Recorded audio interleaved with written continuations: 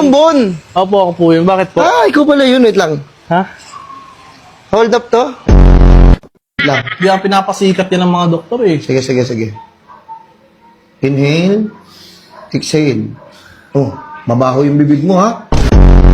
Ay, sir. Ano? Ano sabi ng papa mo? Black sheep ako? Sir, wait Sabi lang. niya, wala akong mararating.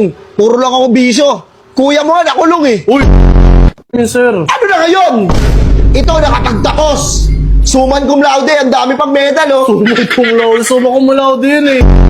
Ako pa talaga? Hindi nga. Oo. Sige, ano tanong mo? O sige, kung ang English ng cotton ay bulak, ano naman ang English ng bulaklak? Koton doon! Sablay. Ah, sorry. Saka tanong mo, ang dami kong medal, oh. Oo, sir. Dahil naging matalino. Naging si Albert Einstein. Aray ko, ah. Kung ang adjective ay pang-uri, ano naman ang verb? O, Verb, ibon. ibon, mali.